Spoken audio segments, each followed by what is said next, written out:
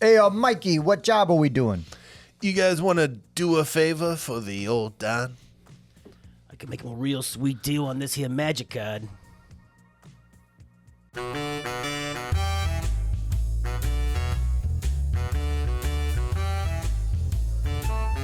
Hey guys, I'm Tim. Now, Bob. I'm Mike. And this is the Board Game Rundown, and today we're going to do a review of 13th Street Crew. This game was sent to us for review, but that's the only form of compensation we got. In this game, we are the 13th Street Crew, and we're trying to pull off jobs to make money. The problem is one of us may, not guaranteed, may be an informant. And so what's going to happen is you're going to have loyal crew cards equal to the number of players plus one and an informant card. Mm-hmm. And then all those cards are going to get shuffled up and dealt to each player. And there you go. Everybody's got their roles. Obviously, we keep them secret. Now, the goal of 13th Street Crew, if you are a loyal crew, you want to get to $15,000. By completing jobs, and anybody, once somebody's hit that, anybody that's over $15,000 or, the same wins the game. The informant, on the other hand, they are trying to basically be the only winner, and they can do that one of two ways. They could have 5 of these police cards come out, and they will foil the attempts at crimes that we are doing, or they can be the only one to get to $15,000. So if they can finish, they can get to $15,000 and nobody else has, they can win that way as well. So how do we get all this money? Well, we've got solo jobs, which is just for one person, small jobs for 2 or more, and the big jobs for 3 or more. So everybody's going to go around the table. We're going to take turns being the leader, and we're going to propose a job. So if I, let's say, propose this job, right? Fixing zoning issues for a local small arms manufacturer.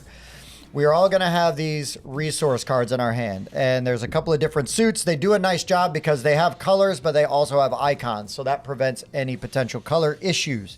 I'm going to look at my resource cards. I cannot say what I have in my hand, but I can say I can contribute 3 cards to this, something to that effect. But I can't say what. And now, why would I pick this job? Well, maybe I've got something, like I feel good about being able to do it. Maybe I want that lead asset. There is also what the crew reward gets and then what the lead gets. So if I'm the leader, I may only get $1,000 while these guys would get $2,000. And we'd each get a resource card, but it's on there. But I would get this lead asset. So that means when I'm the leader going forward, I will kind of always have this icon that I can use when I go on a job, and I just basically spend it. So I'm going to say this guy right here, I want to go on this job, and I'm going to say I can contribute 1 card. I can contribute 2 cards. Yeah, I can help with that. Okay, so normally a small job, I only need to take 2 people, but since I only have 1 card and I kind of want to make sure this goes through, I'm going to bring both of these guys. Now, the problem maybe with bringing both of them is if one of them is the informant, they might try to sabotage the job. So I'll explain how that goes when we get there, but I'm going to just show this. So now as the lead, I have to play anything I can first, and I have to play everything that I can. So I can't hold stuff back because I only get 1 shot at it, right? So I've got the 1 political capital card, which is that blue icon. Yep, and I've got an intelligence and another political capital. So now we're at 2 out of the 4 blue we need, and we've already got the yellow because Mike provided that. So we need Bob to have 2 political capital. Well, lucky for you. 1, 2. Okay, hey! Perfect. Awesome. We've now successfully done the job, except there's one more thing we've got to do. Each of us at all times is going to have a police card and an all clear card. You basically are going to choose which one of these, and you're going to add to the thing, and then we draw 1 off of the police deck. Now, I've got them separate right now. There's all clear and there's police. There will be 2 police cards in this deck, and it's shuffled up. So then basically I would take this one. We're going to shuffle them all up, and then we reveal 1 at a time until we get a police card. Bam, bam, bam. I smell a rat. So somebody contributed a police card, or it came from this deck. That means the job didn't go through. So even though we spent all the resources and we tried to do it, the cop showed up and foiled us. This police card's basically going to go off to the side, and you want to leave them out so you can keep track of how many you get. Because again, 5 of them ends the game. So yeah, that if we would have succeeded, if they were all clears. Oh, that's not right. If they were all clears. Los cockroaches. Let's go. They were all clears. That'd be fine. That'd be great. These guys would get their money, their resource card. I would get my money, resource card, and I would keep this lead asset out in front of me because that's what it does. And I can use that in future jobs. Another important thing is if you go on a job, just like the leader, we go around clockwise, if you can contribute cards, you have to, if you are brought along. Must. So don't hold anything back. There will be times where maybe Mike and I finish the job before it even gets to Bob. Well, that's kind of good for Bob because he didn't even have to spend his resources. Still get a cut. We spent our resources and he still gets a cut because he was willing to help out and be there. Now, again, we still need all clears for that to go through. So, there is still a little bit of that and he could still sabotage it, if he wanted to. Another thing you can do on your turn, because this will happen, is you're going to be running really low on resources. So at the beginning of your turn, every time you're the lead, you're going to draw a resource card. You're going to add one to your hand. You can then pass if you want. You're going to get to draw a second resource card, and everyone else at the table is also going to get to draw a resource card. So that kind of helps fill everybody's hands up. There was times where we would pass 2-3 times in a row just to build up those resources. Because you can have up to 7 cards in your hand. So once you get there, you better start going for some jobs. And again, the solo jobs can still be foiled by the police or yourself. If you're the informant, you cannot play a police card on a solo job for the 5th one. So you cannot just tank the game like that. Now, if it came out of that deck, it happens. It happens. Yeah. I think it actually says if you're on your 4th one and you're going on a solo one, you just kind of flip the one off the top. And that way, if and you just see what it is. Right. Okay, yeah, that makes sense. Yeah. That makes sense. But, that's basically how you play the game. This is very straightforward. And the rules, there's a few things in the rule book that were like, just worded weird. yeah, we had to work through. The other important thing is once a job is completed, a new one does come out. Yeah, fills that up. Fills that up. So you always have options. Oh, and the other thing you can do if you pass is you can put one of the jobs on the bottom of the deck. Cycle through. And put a new one out. Nice. Just in case there's stuff you don't want to see. Right. Or you don't want somebody going after a big one. Right. Yeah. Bob is $4,000 away, and I know that, I'm not close. $4,000's not going to put me over. I'm passing, and I'm burying that job. Right. And hopefully one that doesn't pay as well comes out. Sure. And again, there's all different kinds of ongoing abilities, potentially. Not everything has them, but there's a good mixture of the jobs and the cards you need all in there. The other thing you have is these really nice poker chips. The greens are 1,000s and the blacks are 5,000s. They say that on there. So really nice. All right, let's get into our thoughts on 13th Street Crew, and let's start with Mike.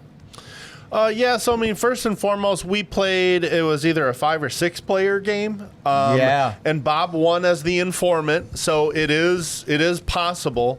There's also that interesting dynamic where you don't actually know if an informant is in the game. Yes. And you're still going to be accusing people because you think there might be one in the game, and a police card comes off the top of the deck, or as we called it, the chaos deck. Yeah, we call it the chaos deck. Yes. I also really appreciated when we were done with this, there was a family that walked by and they were so interested in this game, they asked us to teach it to them.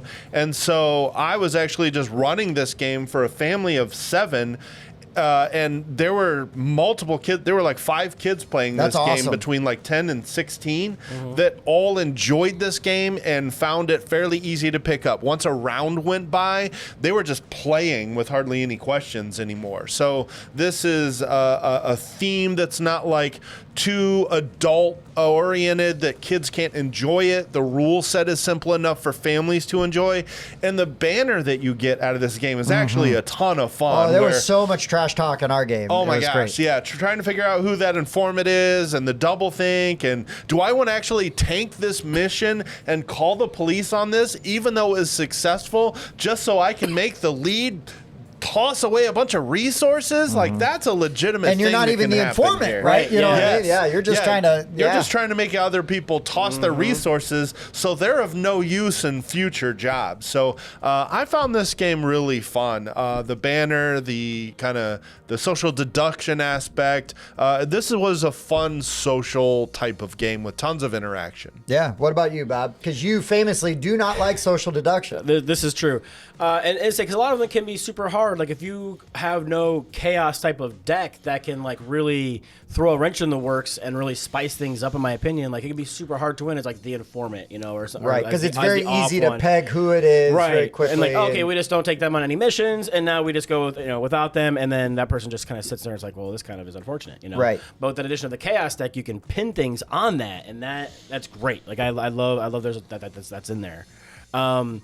Icons on the cards, super helpful. I love the strategy of the just throwing a cop card when you're not, the informant, just to make other people waste all their resources. That's great. And then they're not going on any of the solo missions, because I think the solo missions are something that we slept on a little bit until the end, because then we started realizing, you know what, like why give everybody else all this money when I can just, keep my cards, go on a solo mission, get $2,000 for just me. Yeah. And that's really and they're helpful. good for building up the some of that engine, the abilities, right, of having the always ability. Yes, But because then you can contribute and participate. And the chips are nice. Like they could have done nice cardboard chips. chips. They didn't do it. These are nice, like They're great. legit poker chips. So yeah, they did a good job. This game does a lot of things that I really like.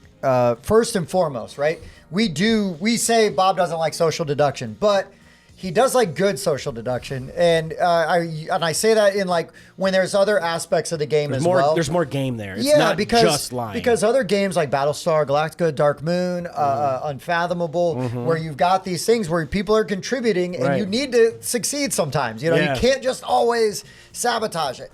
And so in the chaos deck, as we call it, right? That all clear police deck. What are we doing? Like, how's this going to go down? And there's a little tension. Like, oh, we're so close. Like, I really need this job to go through. So I really love all of that. And then this played very quickly. It was not hard to learn. Very easy for Mike to teach. And again, not always there's not always an informant. Right. I really appreciate that too, because you're just, because then your accusations are flying and you're like, oh wait, we're all good guys. Yeah. And it's super. I always love that. Right. It's more interesting to me when it's not guaranteed. Right. And again, right, for a game that kind of gives me some of those feelings, that scratches that BSG itch without the 3 hour plus, commitment. Great. And again, the engine building aspect of this also super cool. Something I haven't seen in games that do similar things. So I really appreciated this. This was a lot of fun. I really enjoy these kind of games. I like social deduction games most of the time. But I love it when we get one that Bob likes too, because that just kind of elevates it and just means it's going to get played more. Right. And hell yeah, poker chips, dude. These are nice. I love it. And they're great. And they're printed. The values are printed on there, so you can't be like, oh, what's it worth? Like, I don't remember. Like, it's on there. It's cool. It's very cool. All right, we need to give this game a rating. Who? Yeah. What are you doing over there? Nothing. Just looking at some chips. Okay. How do we rate games here at the Board Game Rundown? Here at the Board Game Rundown, we're going to take games. We're giving them a rating between 0 and 10. We do use 0.5, so there's a little bit of variance. We're going to take those scores, average them together, and that'll be the score that you see on BGG or Discord if you ask what the BGR gave it, and things like that. Mike. Tim. What's your verdict on the 13th Street Crew? This is a fun game. I like these social interaction games. I like social deduction. I like trying to figure out whether I can trust people. And this one's an enjoyable experience. So I'd give it a solid 7.5. There you go. Right on. How about you, Bobby?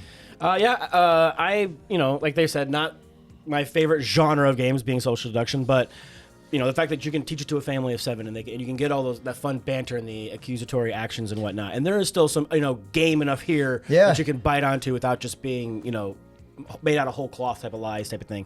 It's a 7 for me. I would play it again. I don't need to own it. You've got it. But yeah, it's a 7 for me. Yeah. I just was reminded, I was reading this card and it reminded me of like some of the fun table talk we had, right? So this is work on a political campaign for the police commissioner. Mm-hmm. And remember the cops? Yeah, we were joking, like, how does that fail? And it's like, well, we didn't pay the right didn't pay the right cops, yeah. Didn't pay the right cops. So I really enjoy that banner. And again, I just want to point out, like, the crimes aren't so heinous that, like, it becomes problematic for people that might have an issue with it. Right.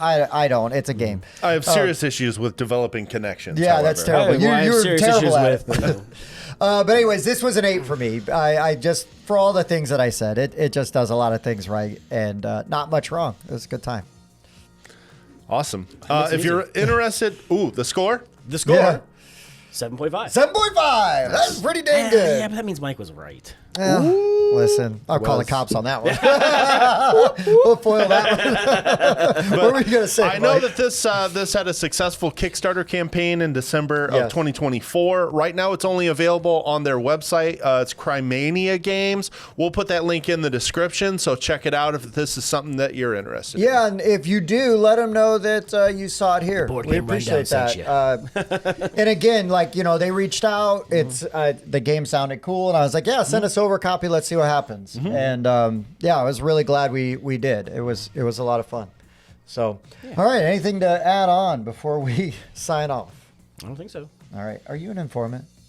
I might be. It smells like rat over there. It does. Oof. You said that last time, and you were the rat. That's how rats work. All right, for the board game rundown, I've been Tim. Bob. And I'm getting weekly kickbacks from a pickpocket ring. We'll see you next time.